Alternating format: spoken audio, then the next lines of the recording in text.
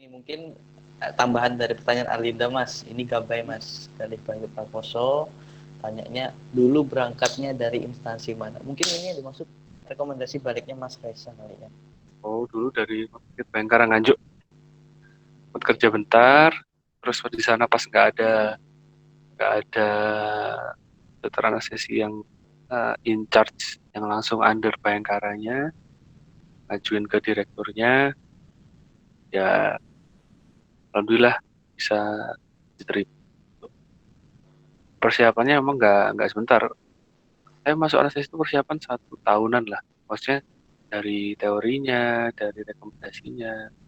Jangan buru-buru sih, maksudnya bisa mungkin one shot lah, sekali daftar lulus. Jadi gitu masih persiapannya cukup panjang juga sampai minta 5 Mm-mm. rekomendasi, sampai ngehubungin jadi rekomendasi balik itu sekali lagi sangat penting ya Mas ya. Kemarin juga udah Sebenarnya disampaikan persiapan sama panjang juga persiapan duit. oh, oke siap. Siap siap siap. Logis, logis. Oke. Jadi Kira selanjutnya Reski lah boy, Reski. pertanyaan Zulfahmi. Mas Zulfahmi ini mau nanyakan persyaratan untuk daftar PPDS Wih, selain bosnya, TOEFL apa dok? Apa bos, wajib surat rekom kembali? Oh, rekom kembali itu gimana ya bosnya. mas? Wajib. Pada kamu kembali itu maksudnya kamu mau balik kemana setelah lulus, maksudnya paham itu gitu. Ini Nggak, maksudnya bosnya wajib. anu ini, RSI Aisyah ini, terbaik. Kepala Iya. UGD, Oh iya mas, RSI ini surat Aisyah. rekomendasi itu Rumah wajib sakit atau ngerujukan utama apa, PPP? rekom kembali itu wajib atau kalau ada gimana ya? Cuma nilai plus. Maksudnya tanpa surat rekom kembali itu apa mungkin Sebenarnya, diterima? sebenarnya bisa saja mungkin diterima. Terutama kalau kamu lulusan Brawijaya bisa Oh, diterima. oke. Kalau kamu bukan lulusan Brawijaya, nggak usah anu lah, nggak usah ambil resiko. Oke. Itulah kenapa persiapannya lama. Gitu. Itu salah satu kerugian kita. Kecuali kamu anaknya SPV, langsung daftar aja, nggak usah rekomendasi, nggak apa-apa. Darah biru ya mas ya? Iya. Pure blood, pure blood. Biar plat. Yang itu untuk daftar PPDSUB selain TOEFL apa dok? Persyaratannya apa dok katanya? Maksud TOEFL, TPA, TPA. terus sertifikat ilmiah, ACLS, ATLS itu wajib kalau anestesi. Terus apa lagi ya? Udah itu aja. Oke. Itu boleh dari instansi luar atau harus ada instansi yang ditunjuk oleh OTPA TOEFL itu tesnya pada saat, jadi kalau Brawijaya itu tesnya serentak, oh serentak? serentak. Jadi kamu tesnya itu di gedungnya FK sana di GPT, gedung kuliah di Brawijaya. Di sana kamu tes di aulanya, udah nanti tinggal tunggu pengumuman. Bisa lah kalau TOEFL mah, cincai lah. Cincai Soalnya gampang lah. kok. Serius, TPA sama TOEFL ini soalnya gampang. Oke oke. Iya, TOEFL tuh aku nggak les. Main les kalau misalnya nonton YouTube aja. Oke oke. Oke, saya rasa yang lain ada mungkin dari teman-teman yang nonton apakah ada pertanyaan lagi? Nanti saya baca di komen sudah nggak ada yang mau bertanya lagi. Ada bir sangat to the point. Ini ada ya, jadi ajang reuni ya, alhamdulillah. Gimana Mas Reza? Menurut sampean nih tentang acara bincang alumni nih gimana Mas? Pendapatnya Mas Reza aja. Hmm? Pendapatnya Pendapatnya? Mas. Ah, Ya, sebenarnya sih harus sering diadakan. Ya, juga bisa membuka pikiran teman-teman yang misalnya baru lulus, tuh uh, biar tahu dunia itu nggak selebar daun kelor gitu. Mainmu kurang atur ya. Kamu kerja itu jangan di sekitar sini-sini aja. Kerja di Jawa-Jawa aja tuh, ya gitu-gitu aja pengalamannya. Kalau kamu kerja di luar Jawa, kamu ngerasain tuh uh, keterbatasan fasilitas itu seperti apa. Terus kalau kamu kerja dapat di tempat yang fasilitasnya lengkap, yang bisa mendukung kamu, itu kau bisa dapat pengalaman-pengalaman baru. Salah satu contohnya, kau pernah naik chopper nggak? Pernah naik helikopter nggak? Pernah naik helikopter belum nggak? Mas. Oh, Belum. saya udah sering. Ya, nggak sombong, tapi memang karena kebetulan dapatnya di lepas pantai, ya naik rig pakai chopper, lumayan gratisan. Jadi banyak Oke. pengalaman-pengalaman, kau bisa explore kemampuanmu. Jujur kalau misalnya kita bandingin waktu saya kelas dulu, bandingin sama kelasnya yang di RSSA sekarang, ya jauh lah. Pasti dari skill saya yakin kita jauh di atas. Tapi kalau dari segi variabilitas kasus, ya maaf, memang di Seplanor banyak kasus. Tapi dari segi skill kalian nggak berjalan. Oke. Bandingin cara Jadi jahitnya, infusnya biye, paling kalau pas kelas memang infusnya tinggal merem aja iso, Bang. intinya tulin sing ado ya Mas ya. Iya, dulu ini sih ada. Oke. Oke, ini dari Mas Rizky Farid mau bertanya, silakan Mas, mungkin bisa open cam, open mic. Oke, ini kancaku kok asik kira sohib tidur bareng. Oke. Guys, itu ya, ceritanya nggak usah dipanjang ke ya, Oh bro iya ada iya, aku. iya iya iya. Iya. Gameplay. Ini bro, ini biasanya adik-adik ini suka nanya bro, kan itu kan Hmm, di itu kan UMM kan istilahnya lumayan lah, kan hmm, ada yang diterima tuh kan nggak yang, maksudnya nggak sedikit lah jumlahnya untuk ukuran yoi. kota kan, sekali kan adik-adik ini kan masalahnya tuh ini apa, kadang-kadang Minder merasa minder. itu, nah nggak pede kan. Ah, Nah itu kalau di anestesi UB gimana bro, itu maksudnya hmm, pandangan staff-staff di sana, apa konsulen itu sama hmm. alumni UMM tuh gimana, nah bisa sharing tuh nanti biar sama. Oke.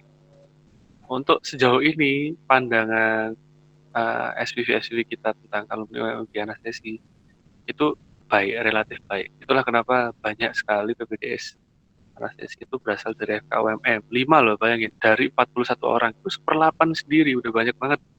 Bahkan alumninya sendiri tuh nggak banyak yang bisa masuk anestesi.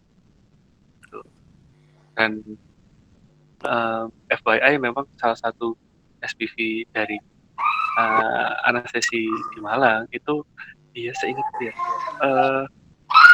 ketua ranting Muhammadiyah, bro. Wakil apa ketua aku lupa, pokoknya dia apa namanya, orang Muhammadiyah lah. Jadi aman lah kalau misalnya masuk taman. Si lulusan mana? Oh, dia pasti dia kenal sama dosen-dosenmu, itu pasti kenal. Dia masih ditanyain, kamu dulu ikut organisasi apa? Nah, kan saya kan nggak pernah ikut organisasi. Organisasi apa? Basket dokter gitu. Jadi ya makanya itu juga modal penting ya. Salah juga dulu kenapa nggak ikut organisasi. Tapi nggak penting juga sih, ngapain? Enak nge-game ya. Ya Sama itu. basket Terus mas. yoi. Aku dulu ditanyain, men. Ini kamu ikut organisasi apa?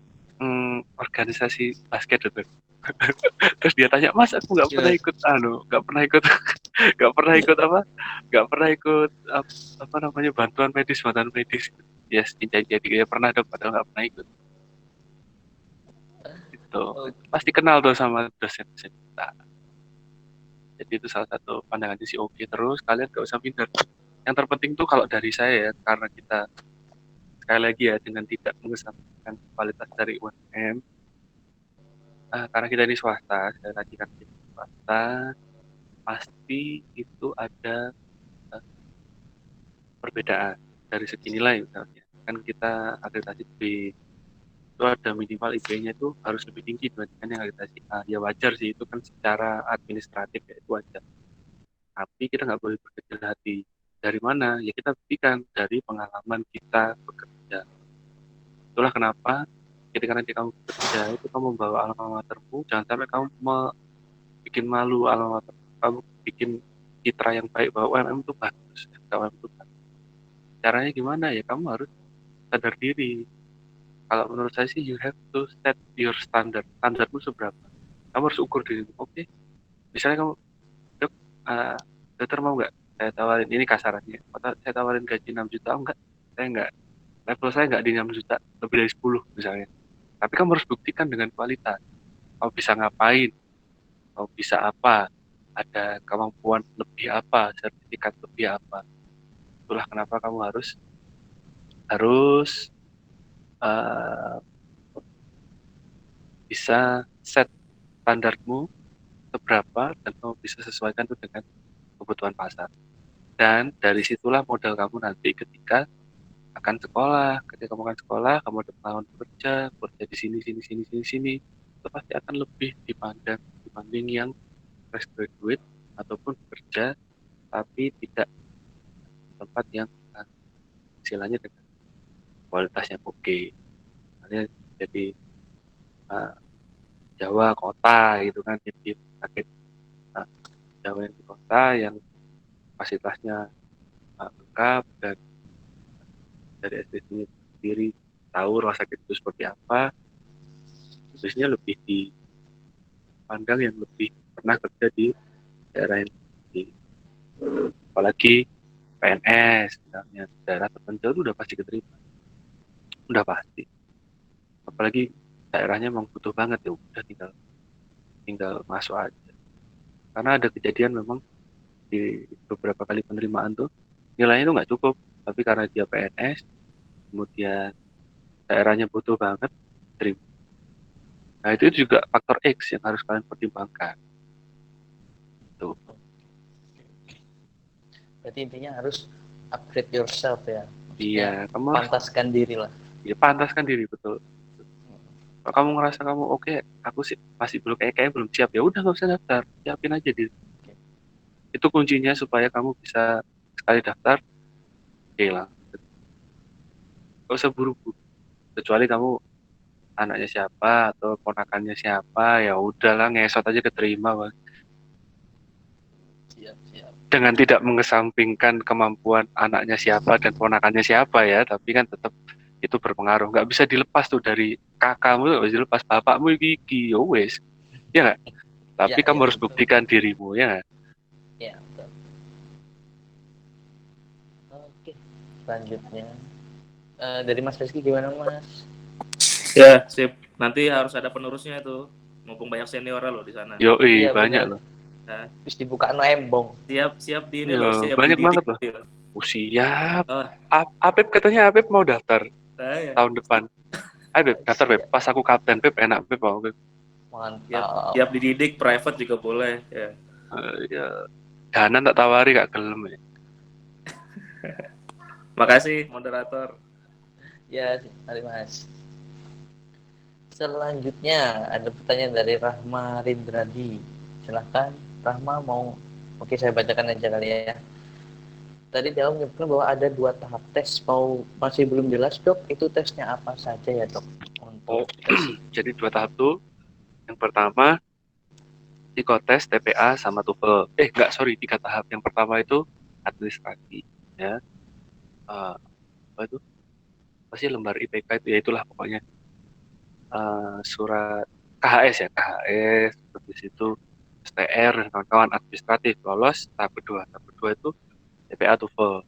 TPA TOEFL habis itu kalau lolos baru masuk TPA TOEFL sama psikotes. Kalau lolos baru itu wawancara sama teori. Kalau lolos ya udah masuk ke 3 tahap kok di Brawijaya.